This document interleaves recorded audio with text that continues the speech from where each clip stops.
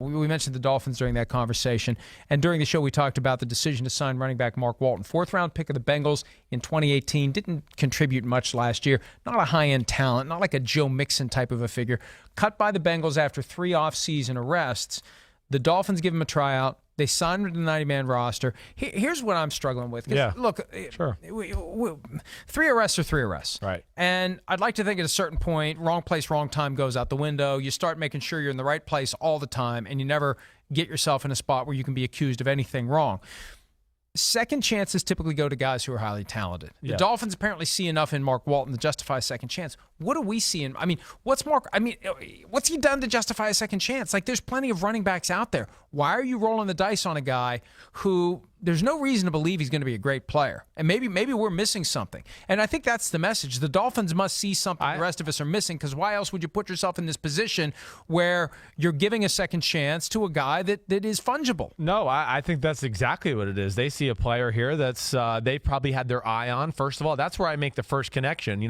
I do think, and again, this happens in the NFL, teams have greater awareness and greater connections with the colleges that are closer to, their prospective cities. And the Miami Dolphins, of course, are right down the road from the University of Miami.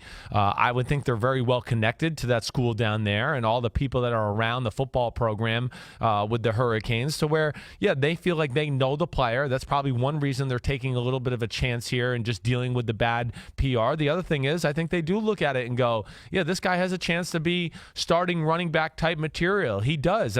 Hey, we talk about it all the time. As a 4th-round pick, he had a little bit of an underwhelming combine. I think that made him fall to that level too, to where I think that hurt him. But hey, we saw Kareem Hunt get drafted in the 4th round a few years ago, lead the NFL in rushing. Third, but close. Third, okay. But Jordan, right. But then Jordan Howard that same year, he was 2nd in the league in rushing, and he was a 6th-round pick. So 4th. Well, he was a 4th, so I'm all confused in my numbers. Right. Either way, you got my point there. They're taking a flyer on a guy, and I said this during listen, I'm never for breaking the law, okay? Breaking the law. I think some of these issues and some of the arrests he's had, they maybe feel better that they can deal with, what he did wrong to get arrested, that's where I make the logic of it. I know Brian Flores. I know what kind of guy he is. I don't think he would sign a guy that's just like a total bad apple, bad person, total malice in his eyes and just done bad things. I think this is a case where this is a young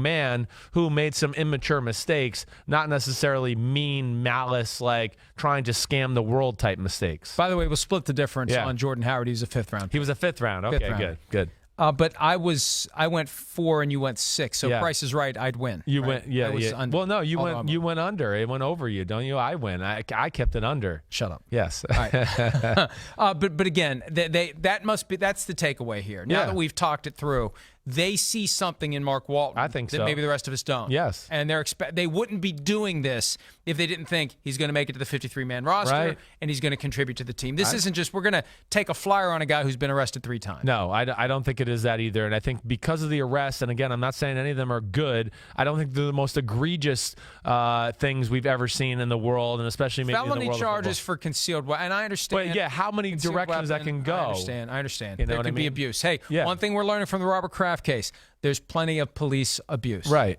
What is concealed weapon? Like, explain it to me. Like, did he not have it concealed in the proper holder? I don't know. Is it loose in the back of his car? That's what I mean. I don't take a gun outside of the house, so I don't know what the laws or limits are on what is and what isn't permissible. Gotcha. You have it for home defense.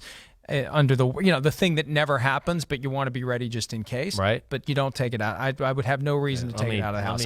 I'd like to. Don't rob Florio's house. He has a gun. Okay. Well, everybody. I live in West Virginia. Everybody's got a gun. I know they do. But no, there's no reason. Right. I look at it this way, and I don't know. People are going to view this as a political comment. If you need to carry a gun out in public, you should move. Right? Move to a place where you don't feel compelled to carry a gun in public. Don't see the need of it. Yes. All right. Unless you just want to come off as a hard-ass cowboy, which I think a lot of the people who will carry a gun in public just want to do. I've walked around the roughest parts of New York City, the Bronx or Brooklyn, and never felt inclined like, oh gosh, I got to have a gun on my hip here to feel safe. So I think that it's an intimidation device, and a lot of people do it for that purpose and that purpose only.